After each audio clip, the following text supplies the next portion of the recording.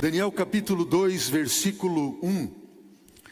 No segundo ano do reinado de Nabucodonosor, teve este um sonho, e o seu espírito perturbou-se, e passou-se-lhe o sono. Segundo ano do reinado de Nabucodonosor. Bom, como assim, pastor, segundo ano do reinado de Nabucodonosor, se o livro de Daniel, no capítulo 1, fala que Nabucodonosor, ele ascendeu ao trono, e depois de 3 anos, Daniel então foi ali chamado juntamente com seus amigos e outros jovens para dar uma prova, ou para passar por uma prova de conhecimentos, enfim. Não seria este o 3º ano?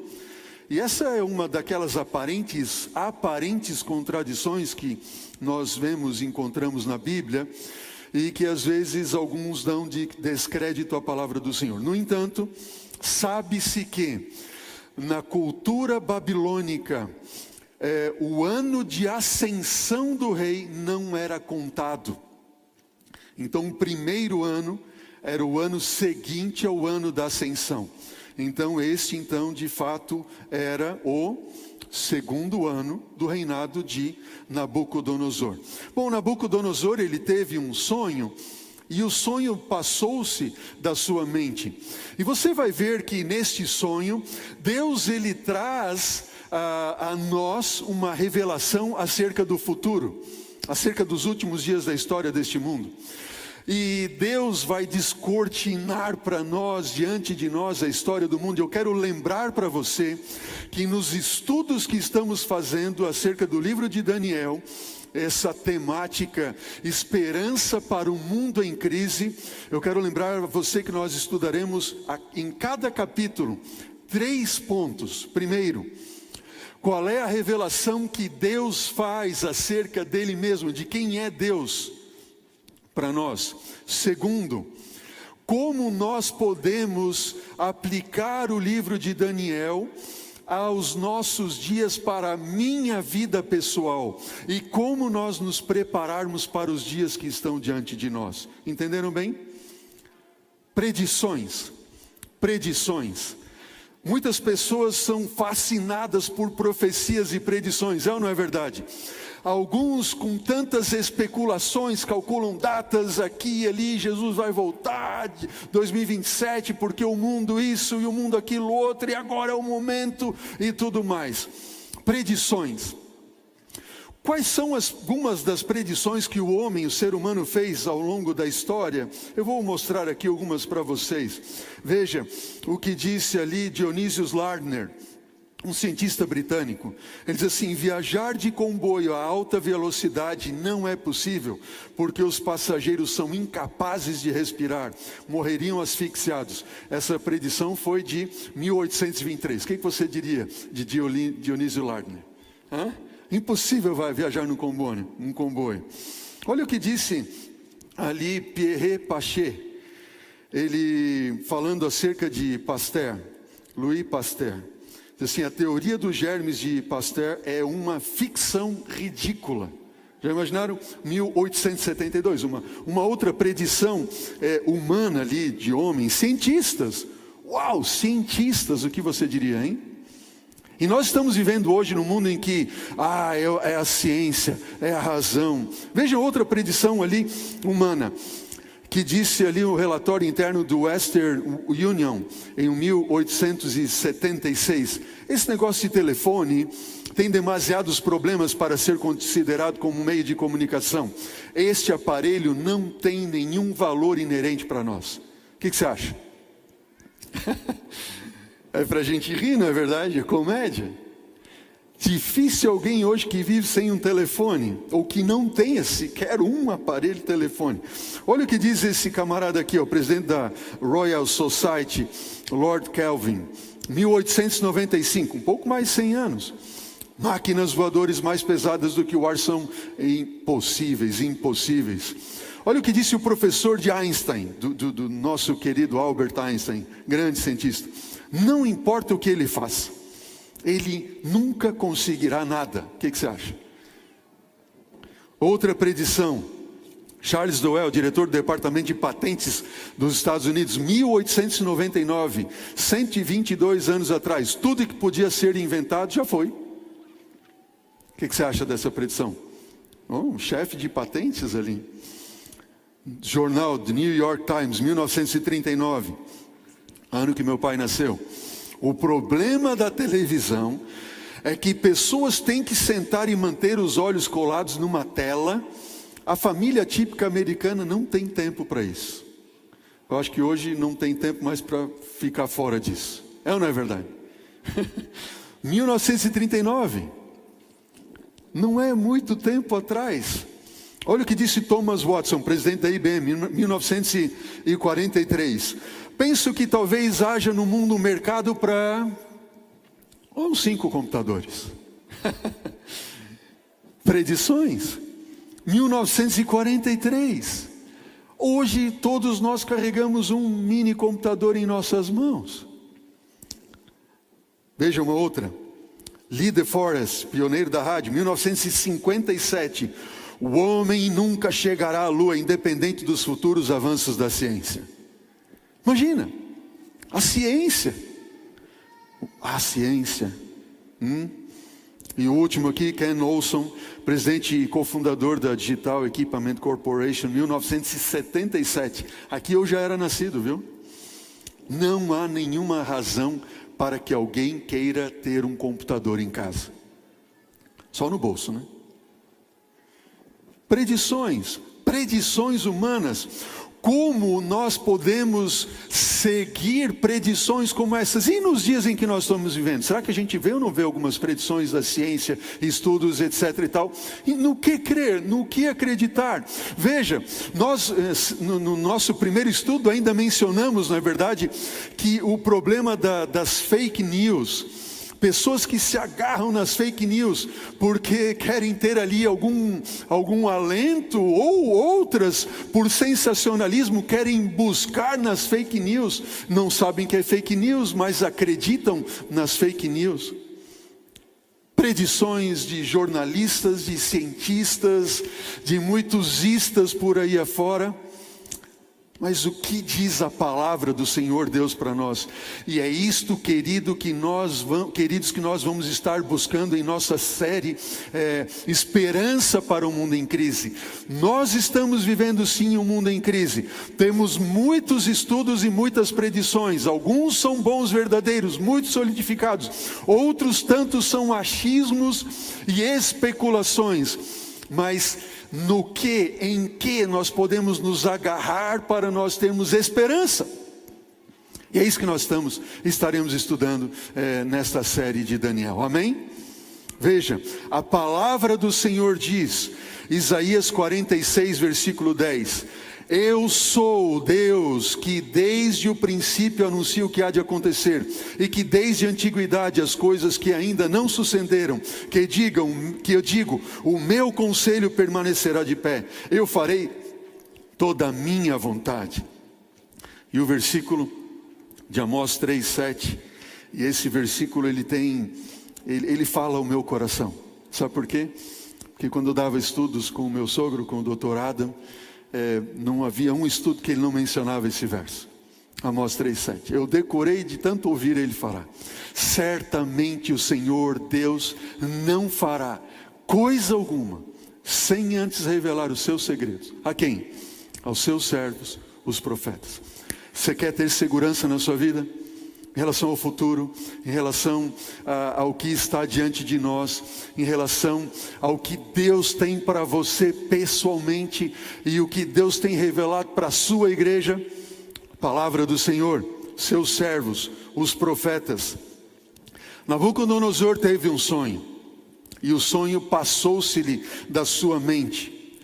Versículo 2, Daniel capítulo 2, versículo 2.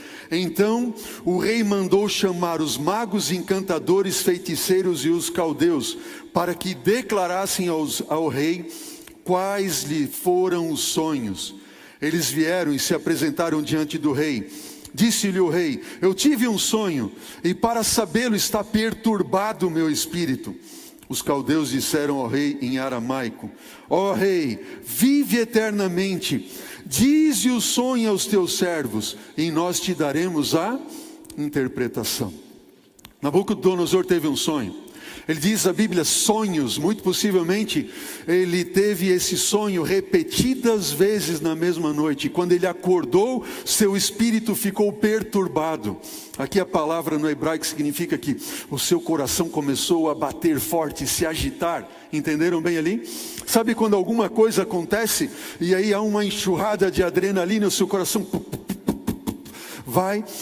E Nabucodonosor, ele sabia que o sonho era importante, ele ficou impressionado, ele acordou impressionado, no entanto, ele esqueceu o sonho. Ele chamou ali, então, quem? A palavra de Deus diz, magos, encantadores, feiticeiros, os caldeus, entre os caldeus, sábios de Babilônia. Sabe quem eram os magos e o que faziam os magos em Babilônia? Os magos, eles pegavam a mão de uma pessoa e eles então começavam a olhar para as linhas da mão da pessoa e começaram então a predizer o futuro, o que aconteceria, o que ela estava passando e assim por diante. Você já viu alguma coisa parecida em nossos dias, não? Bom, isso não é novo, vem desde os dias de Babilônia. Sabe o que mais os magos de Babilônia faziam? Eles pegavam, por exemplo, uma vaca, matavam logicamente o animal, tiravam o fígado do animal, colocavam nas suas mãos, e a forma como aquele fígado ia se mexendo ali, se contraindo, assim que o animal era morto, enfim, e se moldando, eles começavam então a adivinhar, fazer suas adivinhações. Uau, já pensou?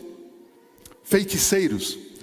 Os feiticeiros ali de Babilônia, ou os videntes, né? Feiticeiros, eles consultavam os mortos. Eles faziam consulta aos mortos. Os encantadores, que eram também conhecidos como astrólogos, não astrônomos, astrólogos. Eles buscavam nos astros, nas estrelas, procurar predizer o futuro. Daí que vem o nosso não, né? Que não é nosso, né?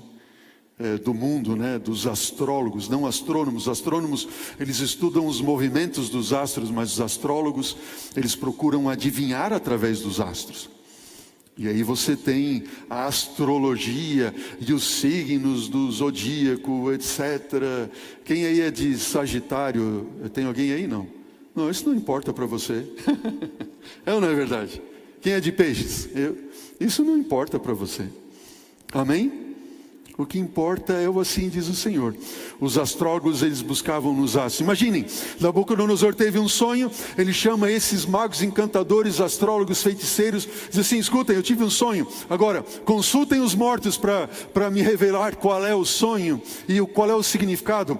Matem um animal, busquem nos seus encantamentos, busquem nos astros. Eu preciso saber que sonho é este, qual a sua significação. O meu espírito está muito perturbado dentro de mim. Qual foi a resposta dos astrólogos, feiticeiros, magos, encantadores, enfim? O que eles disseram? Versículo 4. Eles disseram: ó rei, vive eternamente, dize o sonho aos teus servos e te daremos a interpretação. Fala para a gente sonho, a gente vai dar a interpretação.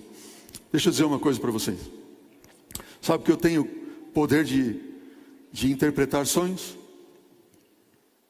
Sabia disso? Você me conta o sonho e eu dou a interpretação. Eliandro, o que você acha? Se ela é verdadeira ou não, isso não importa, mas eu dou a interpretação para ele. E assim qualquer um de nós pode fazer, não é verdade? René, me diz o sonho, eu vou dar a interpretação. E aí? Muito simples, muito fácil, né? Tudo indica que Deus permitiu que Nabucodonosor esquecesse do sonho, porque a revelação teria que ver com a verdadeira e correta interpretação. Porque se ele falasse, qualquer um poderia interpretar qualquer coisa. Concordam comigo, não? Agora não. No momento que o sonho fosse revelado, Nabucodonosor seria então relembrado por Deus e pelo Espírito, pelas suas memórias, e a interpretação que fosse dada, aí agora sim, se você teve a capacidade de me dizer qual foi o sonho que eu tive, então você também muito certamente terá a capacidade de me dizer qual é a interpretação. Foi isso que aconteceu. Ele disse assim, bom, versículo 5, continue comigo, Daniel 2, versículo 5. Respondeu o rei e disse aos caldeus, uma coisa é certa, se não me fizerdes saber o sonho e a sua interpretação, sereis despedaçados e as vossas casas serão feitas montouro. Isso era muito comum entre os caldeus, matar, dizimar, despedaçar, literalmente, corpos e destruir casas e tudo mais. Mas, versículo 6 diz o quê? Se me declarardes o sonho e a sua interpretação, recebereis de mim dádivas, prêmios, grandes honras, portanto, declarai-me o sonho e a sua interpretação. Eles responderam a segunda vez e disseram, diga o rei o sonho a seus servos e daremos a interpretação. Tornou então o rei e disse, bem, eu percebo que vocês querem ganhar tempo, porque vedes que o que eu disse está resolvido. Isto é, se não me fazerdes saber o sonho, uma só é a sentença, será a vossa. Pois combinastes palavras mentirosas, perversas, para proferirdes na minha presença, até que se mude a situação. Portanto, dizei-me o sonho e saberei que podeis dar a interpretação. E olha que interessante o que aqueles homens falam agora no versículo 10. Responderam então os caldeus, o que eles responderam na presença do rei? Disseram, não há mortal sobre a terra que possa revelar o que o rei exige. Pois jamais houve rei, por grande e poderoso que tivesse sido, que exigisse semelhante coisa, algum mago, ou encantador ou caldeu. A coisa que o rei exige é difícil, e ninguém há que possa revelar diante do rei, senão os deuses, e estes não moram com os homens. Não tem quem possa revelar, é impossível, não tem mortal sobre a terra. A coisa que o rei exige é difícil. Versículo 12. Então o rei muito se irou, enfureceu-se e ordenou que matassem todos os sábios de Babilônia. Saiu o decreto, o qual deveria ser mortos todos os sábios. Buscaram Daniel, seus companheiros, para que fossem mortos. Matem todos eles. E então Daniel, versículo 14, avisada e prudentemente disse a Arioque, chefe da guarda do rei, que tinha sido enviado para matar os sábios de Babilônia, e disse a Arioque, encarregado do rei, por que tão severo o mandado do rei? Então Arioque explicou o caso a Daniel. Versículo 16, foi Daniel ter com o rei, ele lhe pediu que designasse o que a igreja? Dá um tempo para nós, dá um tempo. E ele revelaria ao rei a sua interpretação. Então Daniel foi para casa e fez saber o caso a Ananias, a Misael e a Azarias, seus companheiros, para que pedissem misericórdia ao Deus do céu sobre este mistério, a fim de que Daniel e seus companheiros não perecessem com o resto dos sábios de Babilônia. Ó, queridos, que homem foi este Daniel? Que Deus é este de Daniel? E eu quero, em nome de Jesus, que você tenha plena certeza, fé, convicção, esperança, de que o Deus de Daniel, Ele é o seu Deus.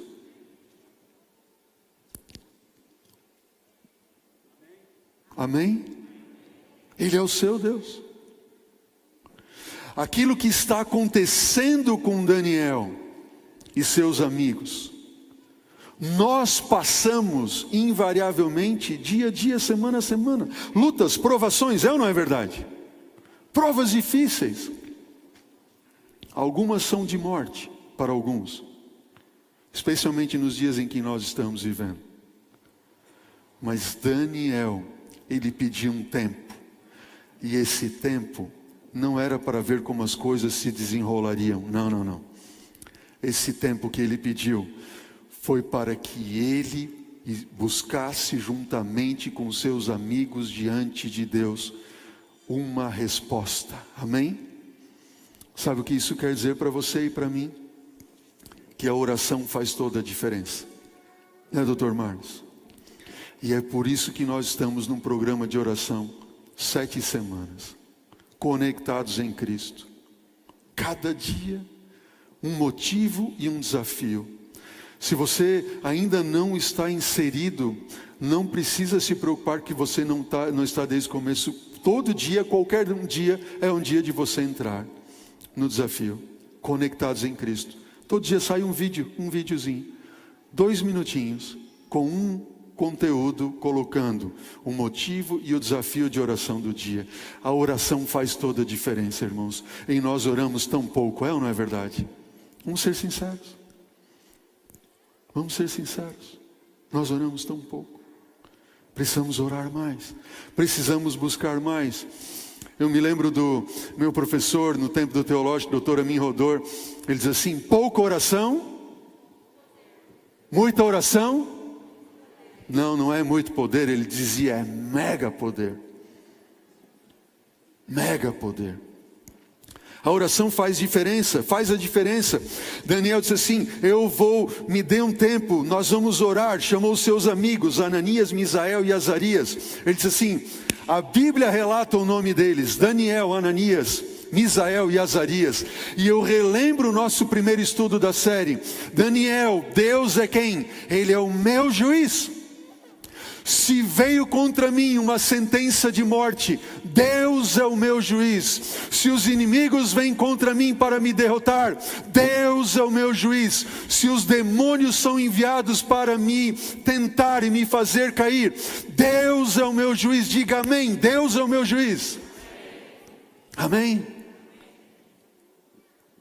Ananias, meu Deus, Ele é gracioso. Se há uma sentença de morte, se o inimigo está contra mim, se problemas me assaltam, Deus é o meu juiz, Deus é gracioso. Misael, Deus, quem é como Ele? O Deus de Daniel é o seu Deus, é o meu Deus, amém. Ele é o meu juiz, Ele é o teu juiz, Ele é um Deus gracioso, amém.